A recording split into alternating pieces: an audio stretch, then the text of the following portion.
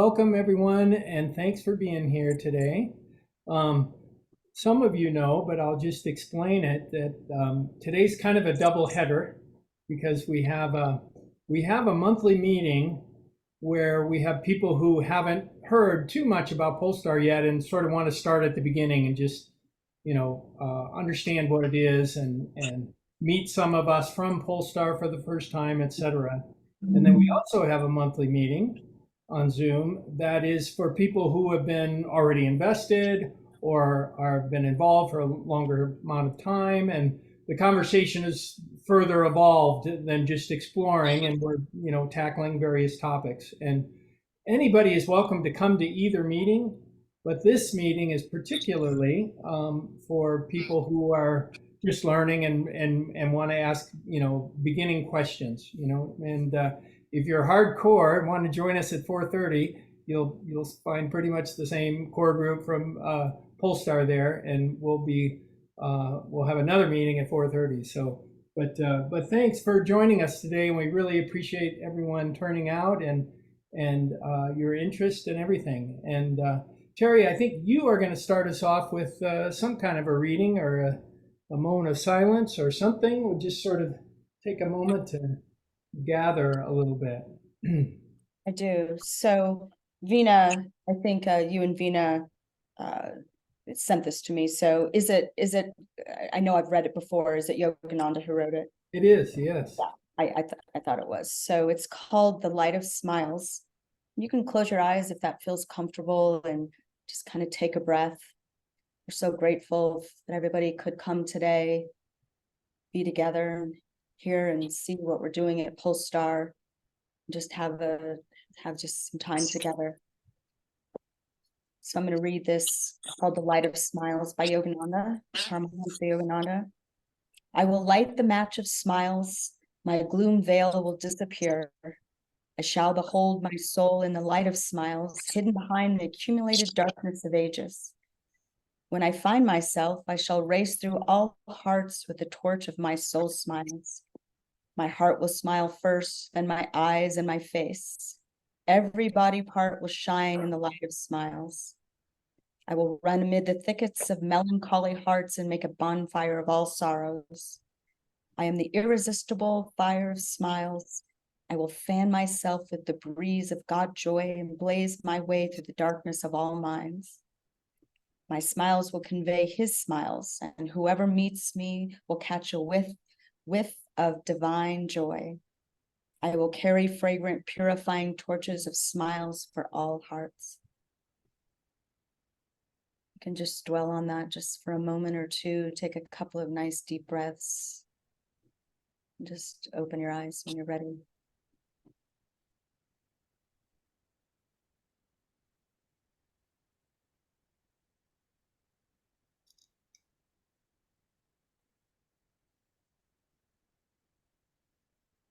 Thanks, Terry, and welcome again, everyone. So what we're going to do today is we're going to watch the short video from the website. Many of you have probably seen it already, but it's a good orientation and a pretty succinct distillation of the vision of what Polestar is trying to do. And then we've got some other fun footage we can watch, which is some aerial photography of the land and a 3D architectural rendering video of the land as well. So, all right. Hello, everyone. My name is Mike. So you're ready? Okay. Yeah, we're ready. Okay. It's open. It starts automatically. So. And I'm co-founder of Polestar Gardens, an educational nonprofit my wife Ann and I started in the year 2000. Our essential goal in creating Polestar is to harness the power of intentional community for the physical, mental, and spiritual well-being of students of all ages. We define our core values as spirit, community, and lifelong learning. And our goal is to create a conscious community environment that supports these values. Most of our early years were spent on the big island of Hawaii, building a community, yoga retreat, and organic farm on 20 acres that became an ideal campus for our vision. We had 15 glorious years there, But in the 2018 volcano eruption, it decimated our property. Though the lava barely touched our northern border, our best buildings burned to the ground, and it marked a huge change in the direction of Polestar. Though we could have rebuilt there, what we really wanted was to make this lifestyle more accessible to more people. We wanted a less remote environment and one that would be more practical for meeting the needs of everyday life. After looking far and wide for several years, we have ended up with a project we absolutely love in Fort Collins, Colorado. And now I will hand off to Vina, and she can share more with you about the vision of life we have there. Hello, everyone. I'm Vina. I first visited Polestar in Hawaii about 8 years ago and have been an active part of the community ever since. Polestar's values and the way they were held with so much joy, inclusivity, and grace resonated deeply with me. And so when the opportunity came, my 6-year-old and I packed up everything and moved out here to Fort Collins. This is an aerial shot of the land, and we consider the location ideal in many respects. It's only 3 miles to Old Town, 1.5 miles to Colorado State University, and just a half mile from shopping needs and medical support. We are nestled right up against the Front Range of the Rockies with hundreds of beautiful miles of hiking and biking trails with Horsetooth Reservoir just over the hill. This site plan shows all the important features of community life, all of which are easily accessed on foot. With sustainably built, privately and collaboratively owned single-family homes, townhomes, condos, microhomes, apartments, and more, we have opportunities for a wide diversity of lifestyle and budget. There's also a large village green and garden, common areas for cooking, dining, and gathering, sacred space for daily yoga and meditation, elder housing, play areas and open space, 2 pickleball courts, and a network of pathways and trails. Our elder housing is conceived as a wellness center and is combined with the preschool to benefit all ages. Polestar's founding members have been living in, leading, and building communities for almost 5 decades. Our team of community builders includes expertise in meditation and yoga, farming and permaculture, education, sustainability, engineering, architecture, construction, finance, marketing, legal, and more. To learn more, you can visit our website and sign up for our newsletter or request information about this unique investment opportunity. Thank you for your interest, and we hope to hear from you soon.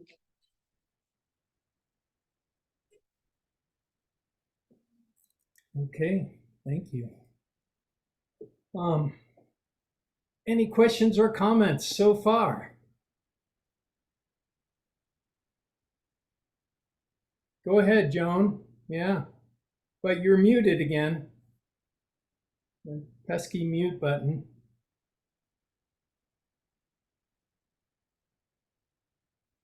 You can just hold down your space bar and that'll unmute you as long as it's held down. You want to try that?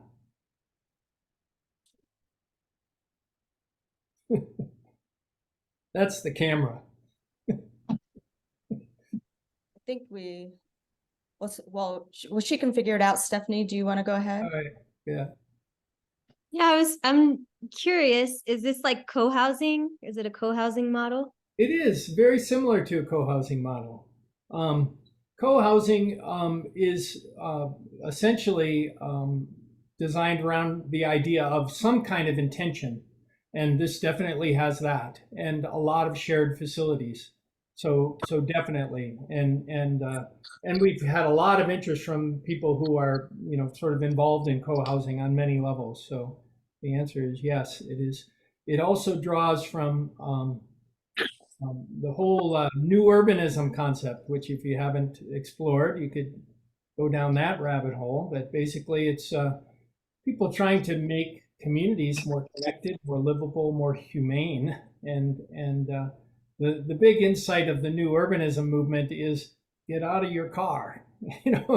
If you can walk there, your quality of life will expand dramatically because you'll have all those that sort of fabric of chance encounters with your neighbors, where you'll get to know your neighbors and you'll be held in relationship with the land and the people who live there. So definitely has features from a lot of different movements that are trying to bring more consciousness and more awareness into how we live together.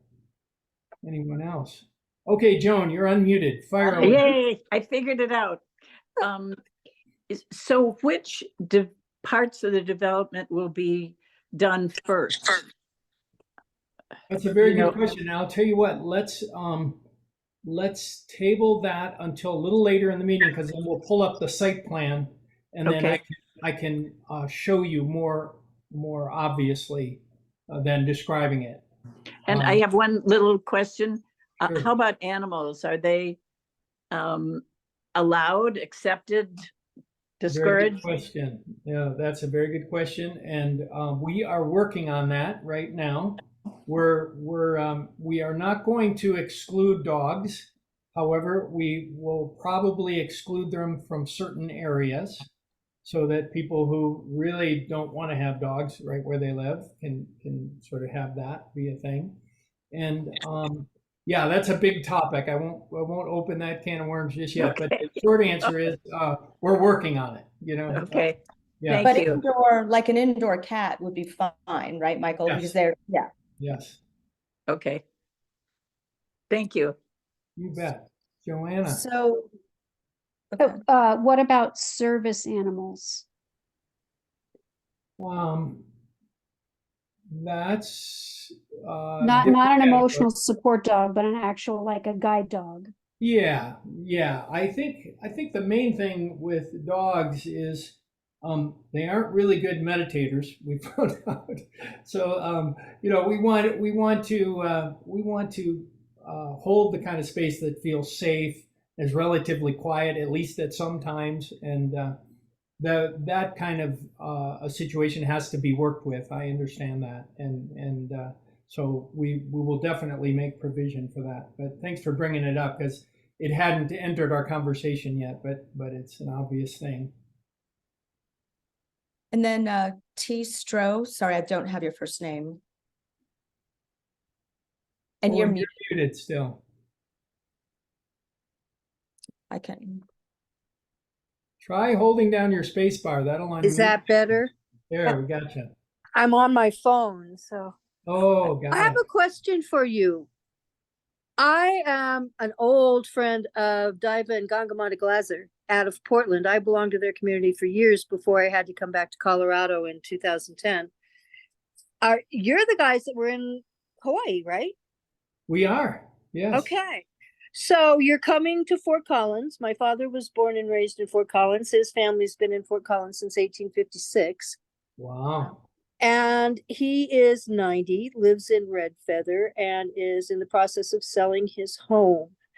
He also has some serious physical and medical conditions. I mean, he's 90. Okay.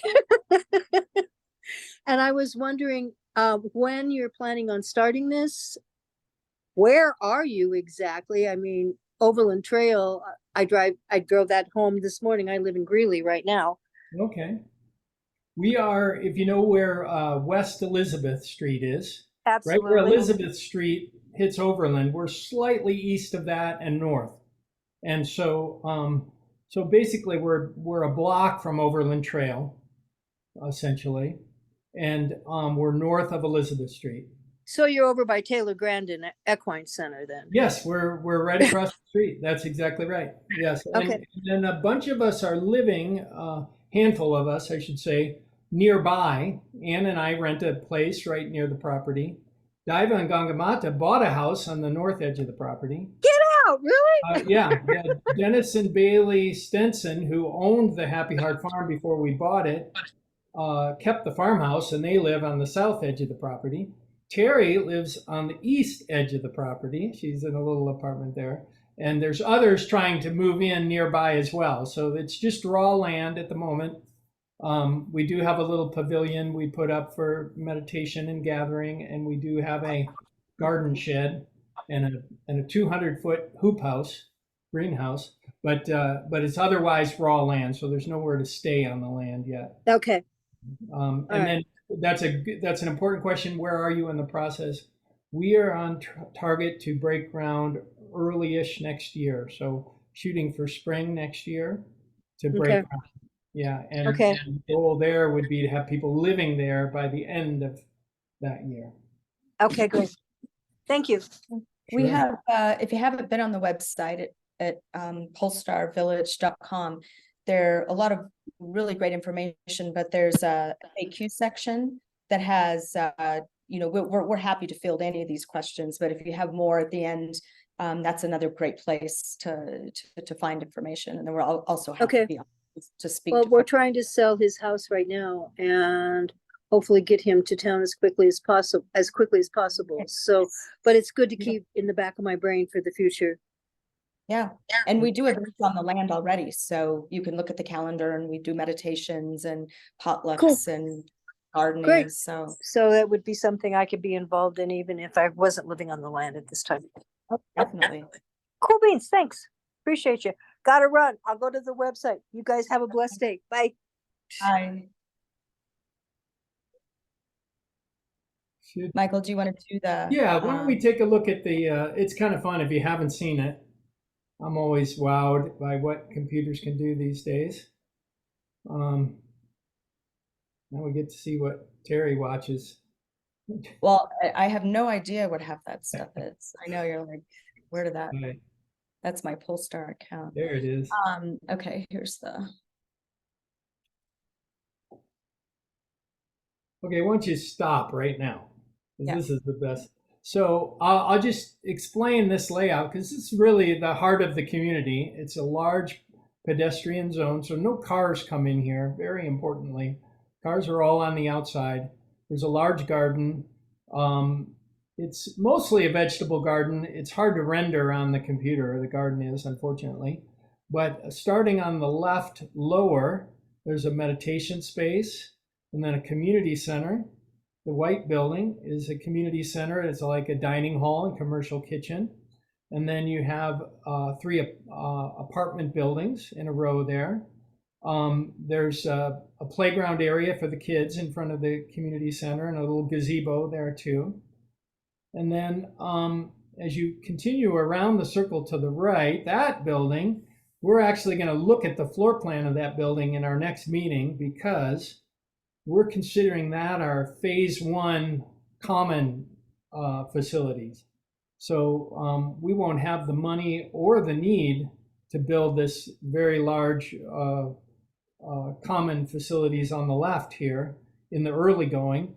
But by a quirk of the city codes, we ended up with one single family house on the green, which was not our intention. And we thought it's perfect because it'll be a good sort of phase one common area. So it'll have a nice kitchen in there and a place to meditate and a couple guest rooms and a little apartment. And it'll be the community center in probably the first, 2 to 5 years would be my guess. And then we'll see this better once we play the video, but there's more. There's a handful of fourplexes there, and the bottom right is an agricultural building. So it's like a large open main hall with 2 shed roofs down the sides, and everything from storing equipment to garden tasks and mechanic shop and probably bike repair. It's kind of a multi-purpose space for the whole community. And then, of course, last but not least, the 2 pickleball courts. So that's part of the plan too. Okay, go ahead, Terry.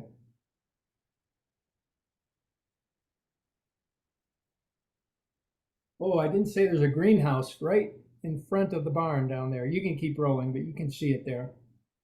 So we can do our own greenhouse work for the garden.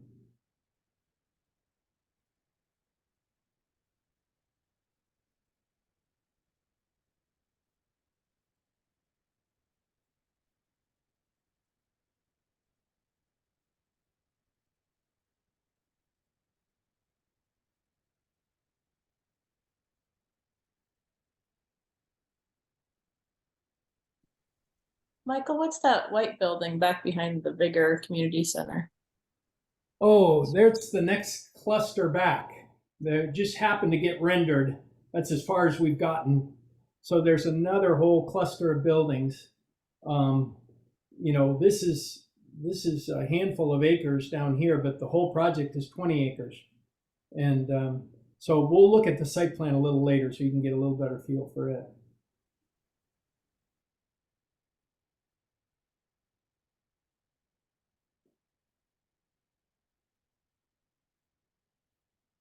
So you get the idea. It's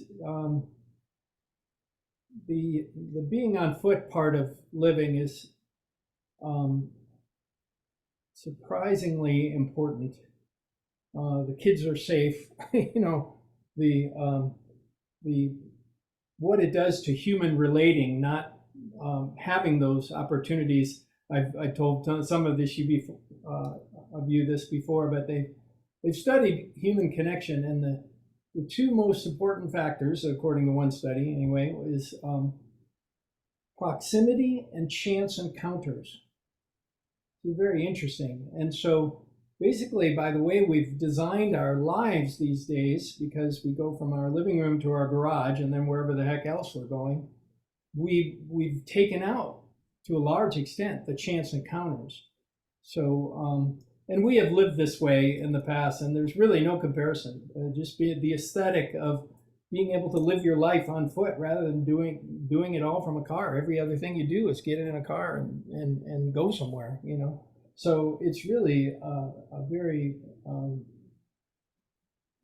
it's more significant than you would guess, actually, in terms of what it does to human relating, having people on foot on a campus together. So any questions about that? Yeah, go ahead. So Pat has some really good questions. So he said number of people expecting, and Ann told him that there are 144 units. And he said, would this be more than one community? How many units total, which we just told him, and expected budget to build out? So the two questions he doesn't know is, would there be more than one community and the budget to build out? Okay. In a sense, there's always communities within communities, because you have your very close friends or family, and then you have a looser knit sort of circumference of community. So as far as the intention goes, we're looking at the whole neighborhood, and to be honest, without boundaries. We want to be a positive part of our larger neighborhood here. We don't really think in terms of boundaries, and I'm very certain that a lot of our close neighbors will be, in effect, a part of our community. They are already, it's already happening. So to answer that question, there could also be within this sort of larger community a subset of people who have a particular value and want to live in a certain way that could define an intentional community within the boundaries. That wouldn't be out of the realm of possibility at all. We've had that possibility floated out a number of times, including from a friend of ours who's gotten a little involved in the project. He's consulting with it, and he's very excited about it. He's the guy who actually developed the two co-housing properties that are in Fort Collins and have been here for many years already, and very successful. And he's actually working on marketing this to a group that would like to take one whole cluster of the site plan and make it a smaller subgroup that had its own intention. So I think that is a possibility. But in terms of our current intention, we use the word intentional neighborhood. We're trying to create find people who value the things we value and want to live together more consciously with those values in mind, is kind of the idea. And then not to scare anybody or anything, but this is a $70 million project. ballpark, you know.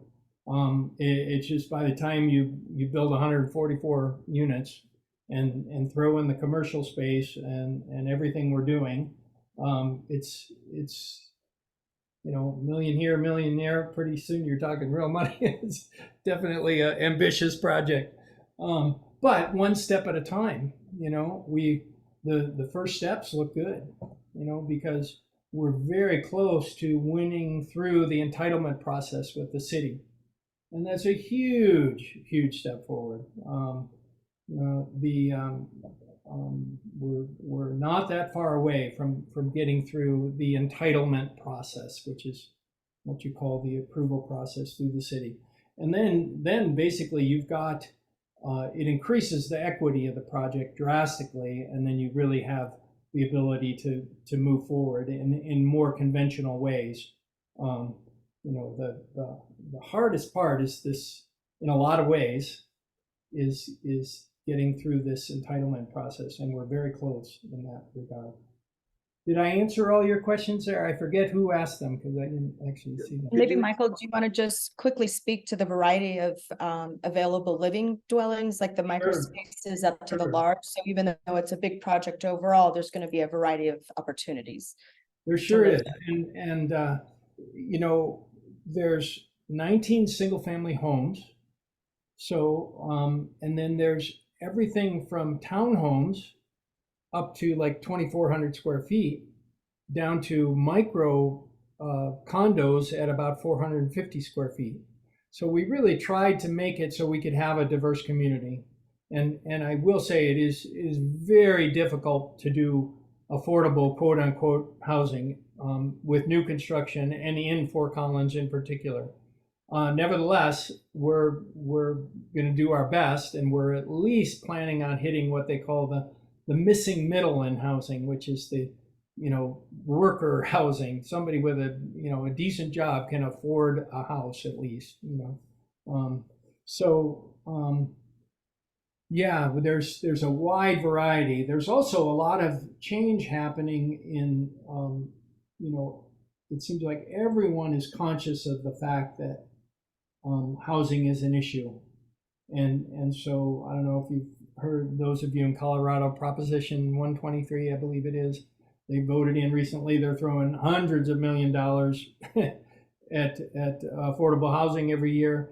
And we are a nonprofit, and we are pursuing it. You know, we are looking into it. We're going to try to have at least a small handful of technically affordable homes. We'll see how all that goes. And then somebody asked about the red building as a barn. So you spoke to that a little bit. That Yeah, there would be a variety yes, of things yes. in there, yeah. And it's kind of an open air thing with, you know, big sliding doors, and so in the early going, it could be another gathering place, like a 3-season gathering place. A good multi-purpose unit. You could play pickleball in there too, and the weather was bad. You'd probably shoot some hoops in there, you know, but you also have a place to do work indoors. You know, you need to work on your machinery or your bikes, or you know, during construction, that could be a very helpful building to have. So Erin, you had your hand up before, so maybe now she's, I think, asking, are most of the houses near the garden in the center, or are they set farther back? Did we see them in the video? Why don't we go to the site plan? I think we're ready for that, and then we can answer that question from before too, that Joan brought And up. Pat, I did see your additional question as well as Alex, so we'll get around to everybody.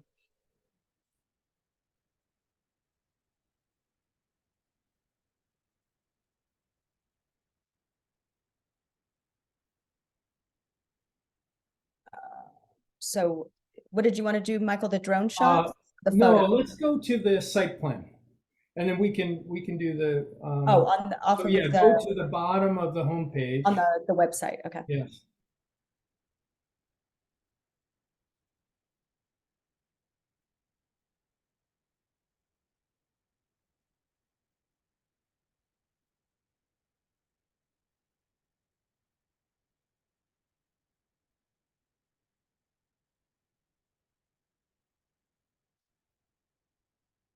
Great. And maybe make it a little bigger. No, it kind of cuts Okay. off. See what that does. Oh. I'll answer that while you're solar power radiation. We went through irrigation. We went through a big process with the city. It's not over yet, where we were trying to create a microgrid for the entire property, which is a very enlightened approach to power generation distribution, and that's coming soon. The decentralization and storage of power is happening all over the place, and Fort Collins has committed to net zero by the year 2030, which is hugely ambitious. And we hoped that because they need to really do some innovative things, that they would play ball with us in creating this microgrid. And basically what you do is the whole 20 acres would have its own power generation, which would be solar, and its own storage, batteries, and then it would have a smart interface with the grid that would use power when we needed it, sell them power when we didn't. It's what needs to happen all over the country to make the whole grid go to the next level. And so anyway, there was a few months there where we actually thought they were going to do it. At the moment, it doesn't look good, but we haven't given up. We've got there's a member of the Fort Collins Energy Board who is a big advocate for Polestar, and he's sort of on our advisory board, and he's really pushing it. So we'll see where that ends up. But we have committed to making all the units solar ready. So at the least, they'll be ready to put in the solar if we can't figure out how to put it in the at the beginning and make that all make sense for us. So, and then irrigation, these are important questions. Polestar purchased, as part of the land purchase from Happy Heart Farm, a half share in the Pleasant Valley water canal. And basically, we get 19.5 acre feet per season between May and October out of the ditch that flows right by the property. Terry, maybe you can show them where the ditch is on the property. I think your cursor works. Right. Is it right here? There. Yes, that's it. And then keep going. Yeah, keep going there. Yeah, and right, exactly. That was it. That's a retention pond. That's not it right there. But anyway, suffice it to say, that was a very important, and it wasn't cheap, but we felt like it was a very important move for us to secure the water rights. And so we've got them. And, when we went to the city and talked to them about it, the first thing they said is, could we buy your water rights? It's like, now why would I do that? And they had no good answer other than that they wanted them, So it's a big game changer because we're planning on distributing that throughout the property and making it available and having a green community, which is, you look at what's happening with fire in recent years. So having irrigation, because 19.5 acre feet is a lot of water, and so we can actually make a really green, vibrant community and grow our own food, which has always been part of the vision as well. Okay. Alex, did you want to ask your question? No. Orient people first. Oh, no, go ahead. So, Michael, you had mentioned with Fort Collins City, you're working at getting through the either entitlement or entitlement program. What is that? What does that mean? What's the definition of that step in that phase? Okay, it's entitlement means that we bought 5 lots. It's a little complicated because some of them were were complicated, but we bought 5 lots that all had this particular zoning. And a lot of why we bought those lots was because of the zoning. LMN, mixed use zoning, is basically exactly what we're looking for in terms of what we wanted to do with the property. So we purchased perfectly aligned with the zoning. In fact, the planner, our planner, when he saw our plan, he said, "This is exactly what this zoning was intended for."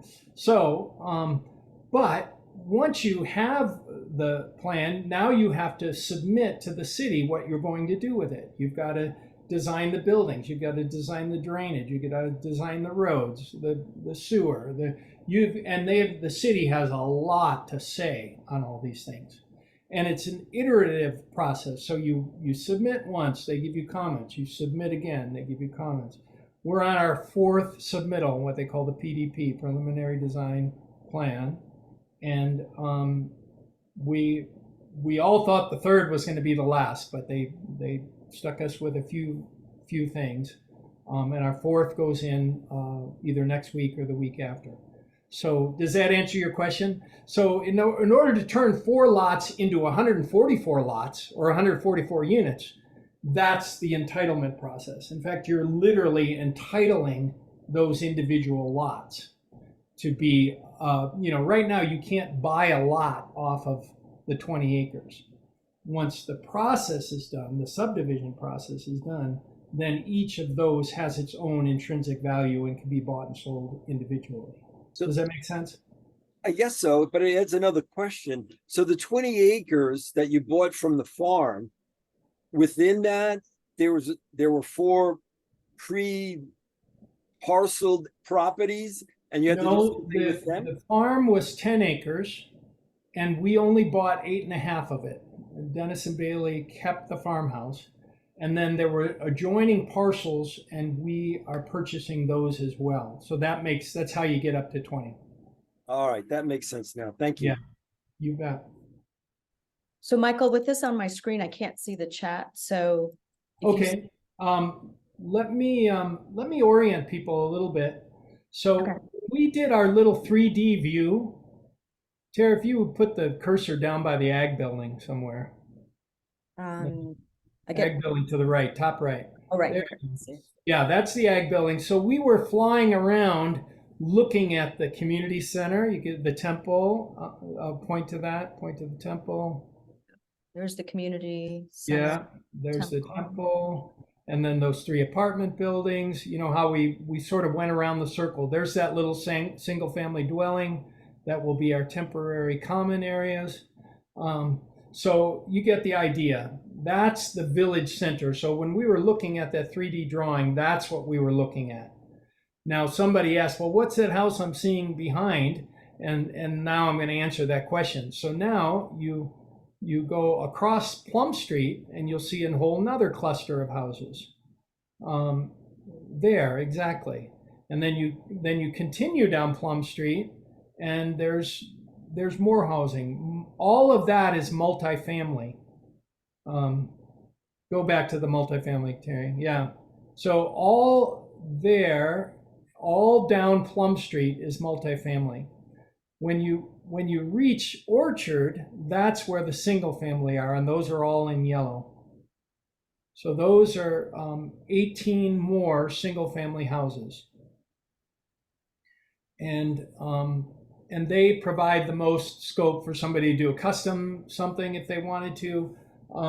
It looks to me like the laws are going to change in Fort Collins where they will allow single family to become duplexes or have a second unit or have an ADU.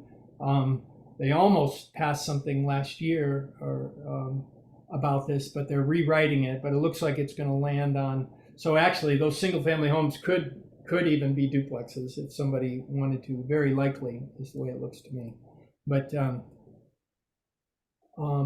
there was some other question somebody asked that I was supposed to answer about this site plan. What was it? Or maybe I answered it already. Joan, did I answer your question yet? Yeah, this is Joan's second question. Well, any other questions? Yeah, go ahead, Alex. So from the site plan, can you just kind of outline what the plan is in the development? You already talked about that single family house being what's going to be the community center. So kind of like walk us through what you see and then the timeline of how this whole development will come together. That sounds great. All right, and I'm going to reclaim host, I think. And then you can see my, oh shoot, now I got to do the share screen thing. All right, that was dumb. You can give it I'll back. let you take it back, Gary. I was hoping they could see my cursor. You go ahead and take it back. So I think you have to give it back to me. All right, Or maybe I can share. Oh yeah, you disabled me. here you go. Let me look at these questions really fast. All So, right, go ahead. You can share now. okay. Give me that drawing. So, back. Sorry about that, okay. guys. Okay, so I'm just looking back. Garden, we got that. There was one up here. Oh, Pat had asked the average price for each category of housing. He asked that a while ago. Okay, the short answer is we don't know yet. I would love to be able to say that we know. You know, I've been a builder all my life, and so I'm somewhat attuned to the fact of the cost of building. But to be perfectly honest, that is still a moving target right now, and we are getting closer and closer.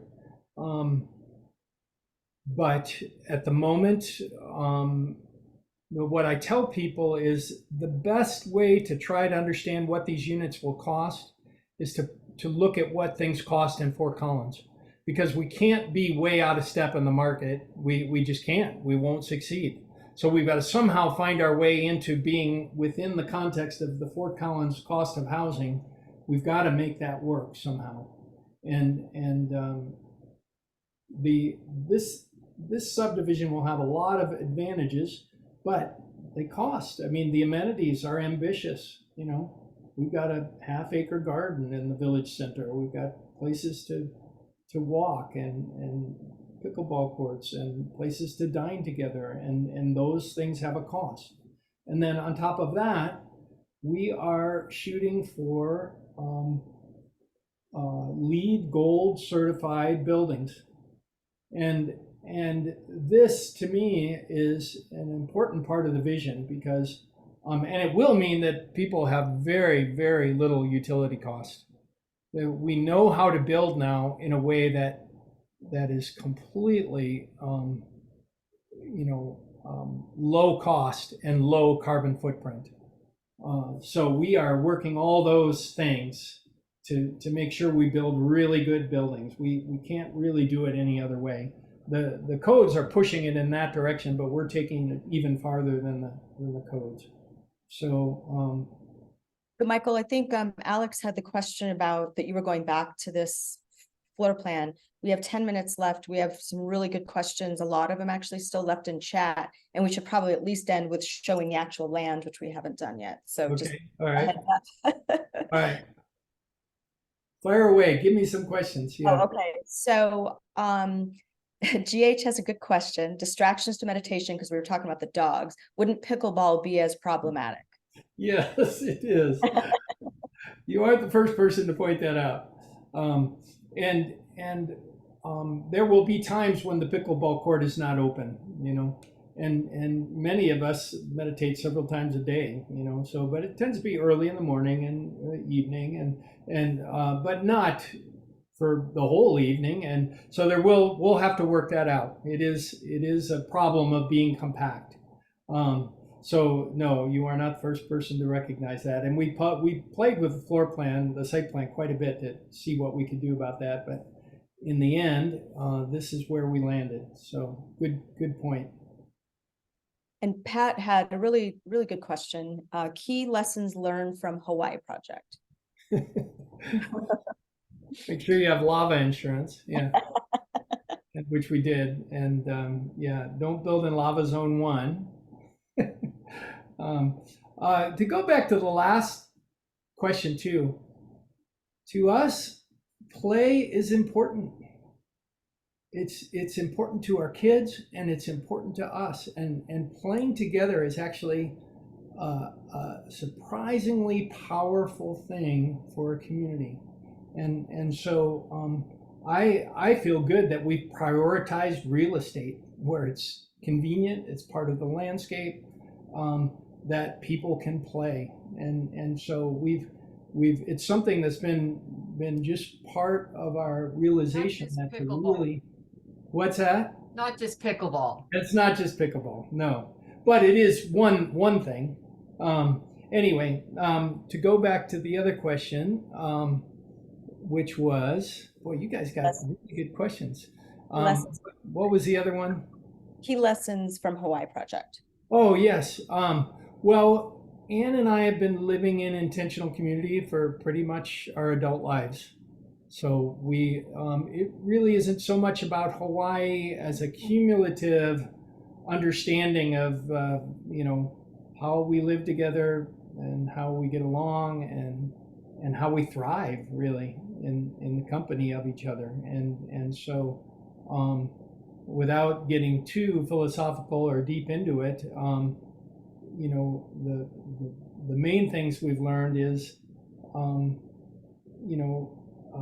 we have 4 pillars that help us to have a lot of harmony in our community. One, we try to share sacred space together, whatever that means to you. For us, it's music, meditation, yoga, those kind of things. But there are other ways that sacredness can be found in nature, in silence.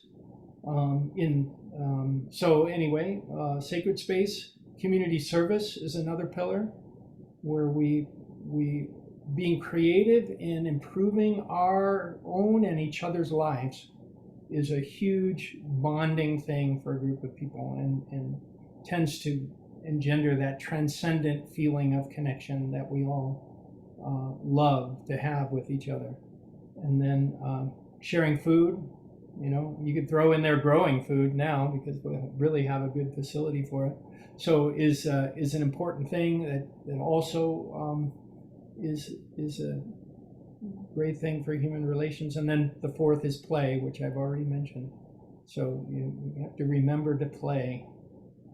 It's easy to forget as an adult. Get so dang serious about everything all the time.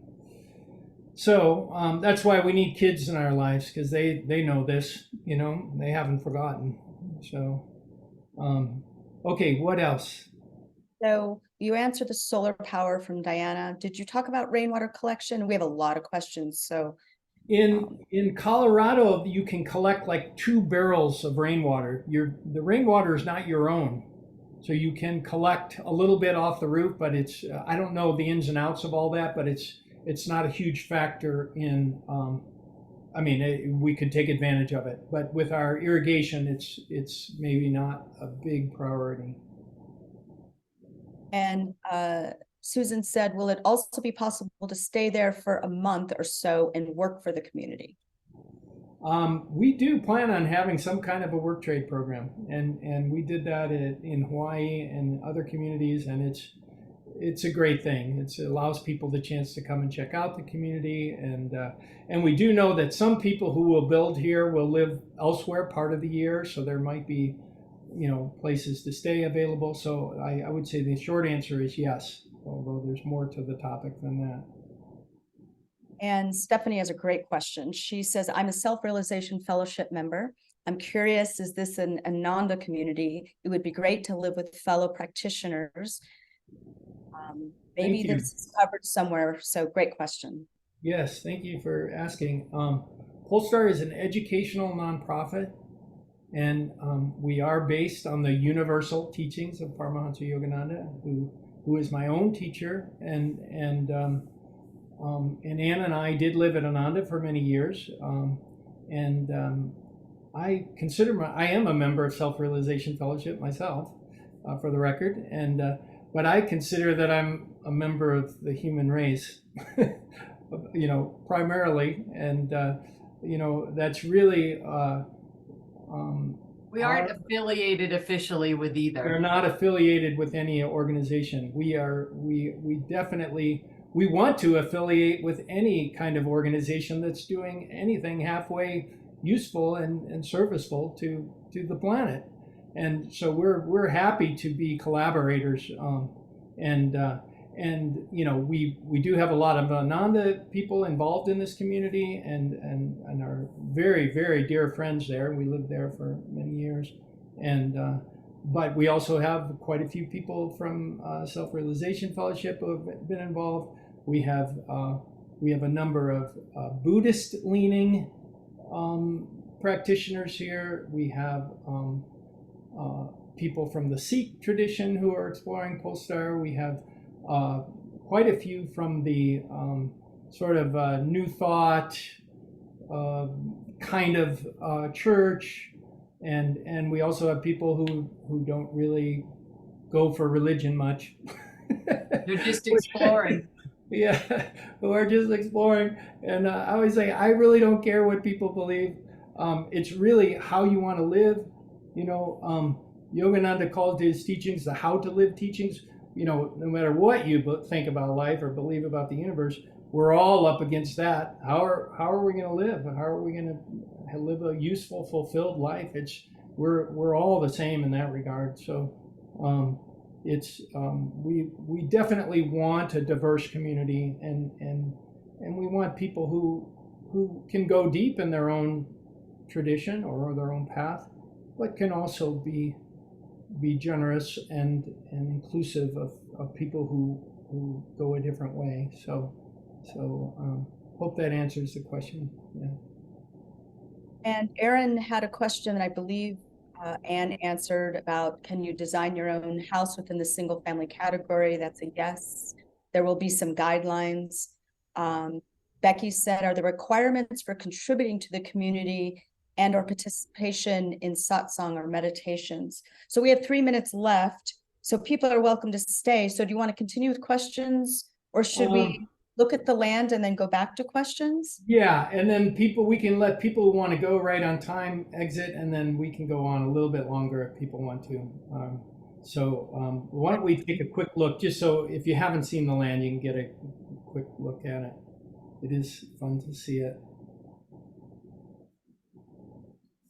Oh, should we do the drone? I think we'll do the drone shots, maybe. Sure. Yeah, I think the drone shot. So you're going to see a 200-foot hoop house. Start. And that is not far from where the village garden is, actually.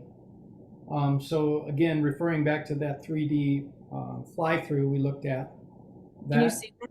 Can you see it? No, we're not seeing your screen. Okay. Yeah. Sorry, hold on. I must have taken it off of screen share. Hold on.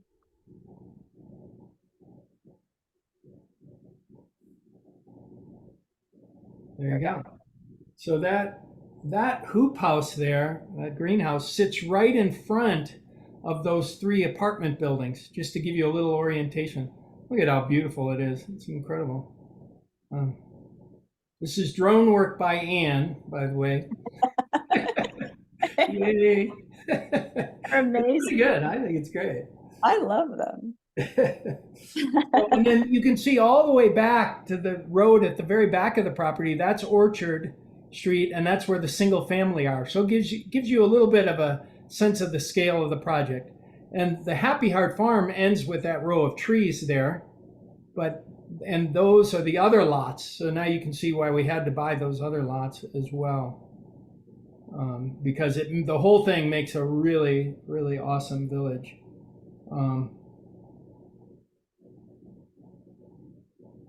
That's our little pavilion temple. We call it the Temple of Trees. So we have gatherings there, meditate there, have kirtan there. There's Michael mowing. Oh, there's me mowing lawn. Yeah. And that's our garden. And that's our garden. Yeah. It's real overgrown now. This was spring this year. Okay, thank you, Diana. That was the question I didn't answer. Which will get built first? That was the question I was trying to get back to. Here's the thing. For me, and Carrie, when you're done with this, let's go back to the site plan. The single family dwelling, to answer your question as briefly as I can, the single family dwellings are the lowest hanging fruit, unfortunately to me, for putting in infrastructure and being able to get started on building. But based on funding, and that is a path forward, we could probably put in Orchard Street, put a little return on Plum Street, and start building there and paying bills and getting people living there, etc. For me, I'm much more motivated to start in the village center. So our goal, and this comes down to fundraising really, our goal is to put in Orchard Street, Plum Street, and 2 of the alleys that adjoin to Plum Street, so that we could start the apartments down in the village, we could start the townhomes in the center, and we could start the single family all at once. That is really our goal for kind of phase 1. So it is dependent on funding, and funding is going well. We have a lot of interest, and this is a good investment. The numbers look good. There's a lot of potential here, and it's amazing how much power there is in when people cooperate. We have 25 investors already, and we probably need to double that number, but I think we're going to do that. It looks good to me. Okay, can you not see the site plan? No. Ken? Oh, gosh, sorry. Okay, it's been I don't know why it flips me off each time. Okay, there we go. You can see it now? Yep.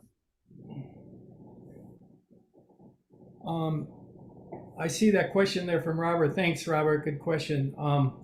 The city of Fort Collins has very stringent building codes, so we can't really do anything that isn't, pretty much approved by them.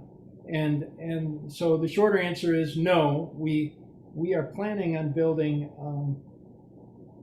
very basically net zero houses, but we are not planning any domes or rammed earth house. I've done plenty of that in my career, but the shorter answer is no.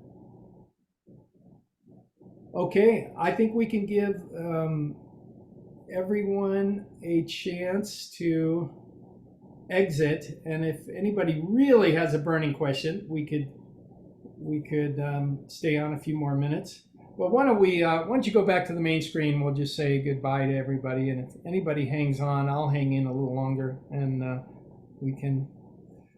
So thank you all for joining us. We try to keep it to an hour as much as possible, because good to see you, Diana, and everyone. Appreciate your time today. And if you have more questions, you can call me. This is my job. And so happy to, give you more information. If you're interested in investing, there's more documents you can look at that aren't online that we'll send you the link to, that you can get the whole scoop on what it means to invest and how you get involved now. And so feel free to follow up and ask that question. We'll send you more information. And nice to see everyone today, and have a great rest of your afternoon. Michael, I have more questions. I'm going to stay on for the next call, but maybe those questions won't be suitable for that call. So I'd like you to stay. I'll hang with you for another minute. Yeah. Aloha, everyone, and take care. Bye-bye. All right, Alex. So with regard to the site plan and then the build out and the timeline, that was what we were going to we ran out of time for you to kind of walk us through the timeline. Sure. On that build out. We've been in the entitlement process for over 2 years. It's incredible. Incredibly, excruciatingly difficult. But like I said, we are close, and we have solved more problems than you can shake a stick at. It is amazing all the things we've come through to get this far. All goes well, we would break ground spring, and we would start with what they call the horizontal, which is the roads and sewers. We'd have to sort of pick our spot there with that. And then it's really only for that sort of first phase of horizontal, it's really only 2 to 3 months work. So we could actually be pulling, building permits by mid to late next year, and then off we go. Okay, and so any idea on when you'll get some ideas on HOAs, taxes? I mean, obviously it's going to depend on what you got. For my own personal interests, I think the condo, maybe the townhouse, will be feasible, but I'm excited about it.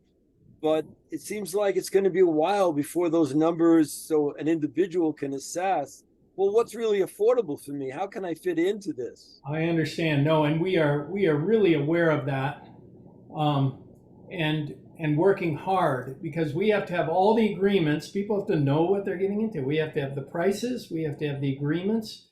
We have to have what the fees are going to be, because there's HOA fees, and then there's a amenity fee on top of that. And we are getting close. We work on it every week. We have a group that's chewing that up, and so we are working hard on it.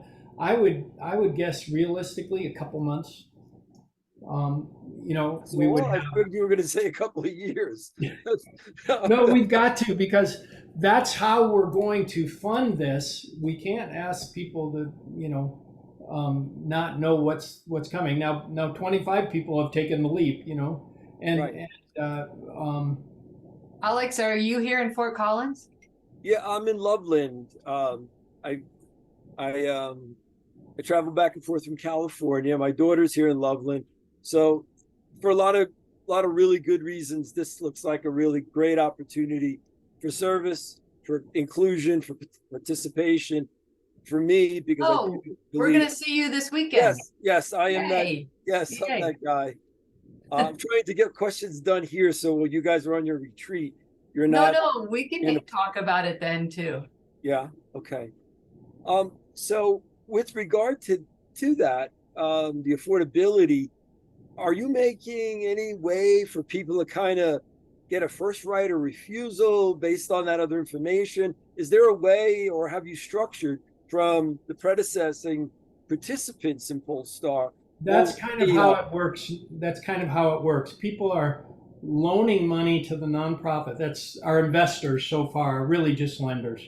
They're lending money to the nonprofit, and when we have the lots or the units, they can convert that loan into a building or a building lot. That's exactly how it works. Yeah, and so and they're sort of in a queue, and we'll get first pick of the units, or that they would like, depending on when they invested and how much they invested and stuff like that. For those with more modest means, that money in the investment may be necessary to get back and close when that particular property becomes available. You have a 4-year term. Would you guys be? No, you within that 4 years, as soon as the lots are, you can dissolve the loan and convert the loan to an investment. Oh, okay. Yeah. I didn't see that language in the agreement. Maybe I missed it, but we could talk more about that later. But that was a hinging factor on participating in investment, because if they wanted to go the term, I may want to get into something sooner. No, you can interrupt that term. I'm glad we clarified that for you. Yeah, so as soon as the lots are available, you can roll that loan into an investment, which is good for everybody. You're getting what you want. We're getting a loan off our books, which is a great thing, so. And Alex, I don't know if it would be appealing to you if you've seen this anywhere, but you can also Airbnb and we're thinking of different ways to handle it. There might be somewhere that can do that for you, so that when you're gone, if that's appealing, to do that with your space. Yeah, there's a short-term schedule and then a long-term reality into retirement for myself, where I would probably be in there full time. But I did notice that there was all those different options in a way to kind of, take care of the overhead costs while you're not in the property. Yeah. All right. Well, I think we're going to sign it off, and I appreciate you all staying. Nice to see you all. And we got another one coming in 20 minutes, so we'll get to take a little break here. And but yeah, feel free to join us. It'll be a little different, but more around the same topic. So Yeah. you guys have a great afternoon. Yeah. And Okay. thank you, Terry, for hosting. You did a great job. She always does. Thank you. Thank you. Good to see you guys. Michael, Bye. Colton. Take care, Robert, Robin. Bye, everybody.